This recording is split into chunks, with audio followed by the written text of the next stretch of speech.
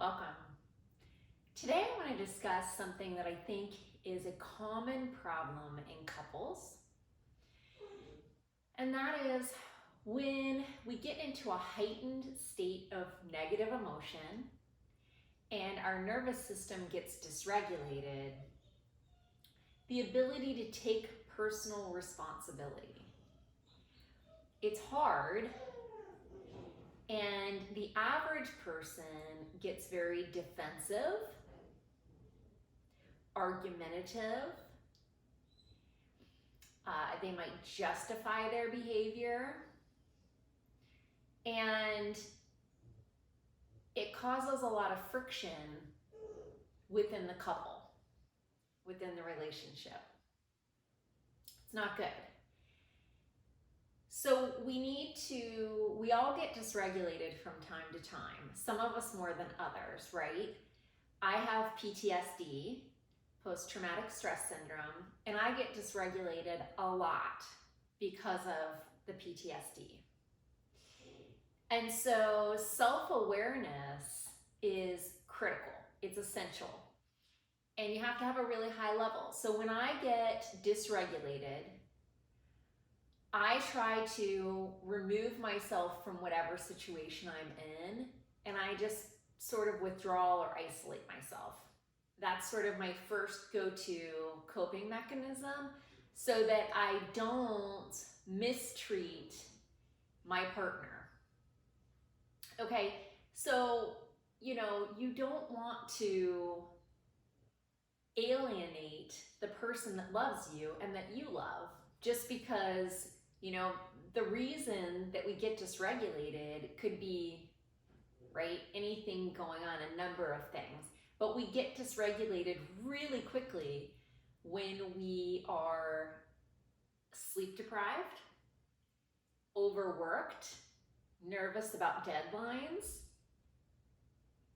maybe feel underappreciated, maybe we feel judged. Maybe we got triggered by something in our past that was hurtful.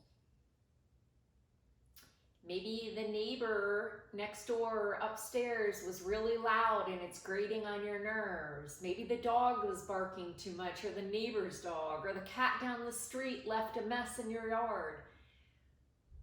Who knows? Maybe there was road rage on your way home and the person was tailing you or wouldn't let you merge in. So these incidents build in our body, and it's sort of like if you shake a soda can and then go to open it and it explodes.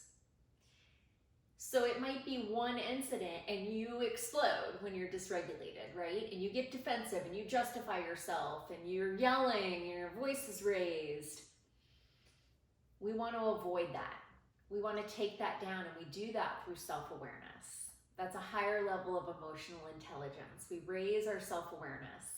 Then we can either say to our significant other, hey babe, I need to take a pause. I can tell I'm dysregulated. I'm gonna go in the other room for a bit, maybe even until the next day.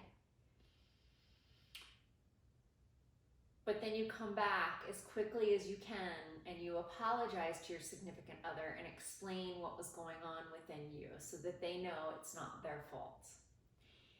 When someone refuses to take personal responsibility and accountability, what does that look like? It looks like that explosive event, that justification, that defensive behavior, that blaming, that blame game is a big one. They might blame the dog for barking. They might blame their lack of sleep. They might blame your toxic ex-boyfriends, whatever it is.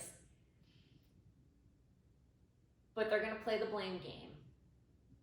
And then the next day, or later that day, they're not going to apologize.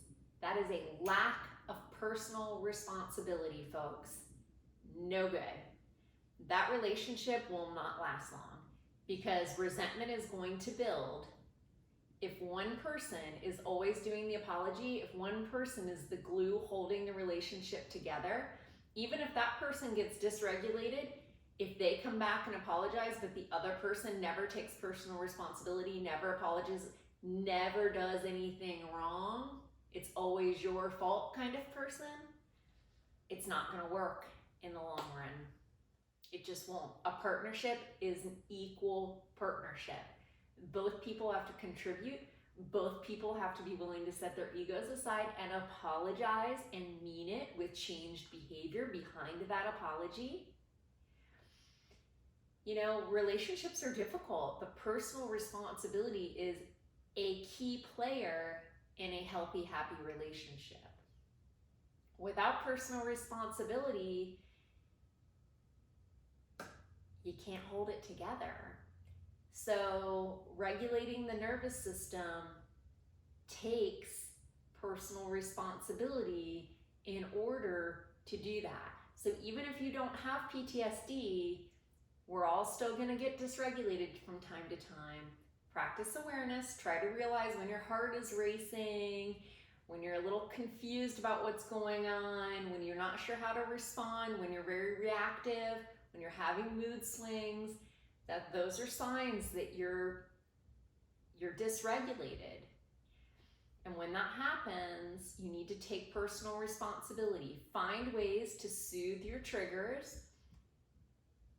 Take a nap if you need to. If you're sleep deprived, take a nap. Rest. You know, maybe take some personal time alone. Maybe you're overtaxed. Maybe you're giving too much to other people. Maybe you need to, you know, go to a movie by yourself. Maybe you need to go for a long hike in nature. Time in nature is very soothing. Sometimes when we're with our significant other too much, that causes friction. And so we need some time apart, and that's okay, that's healthy.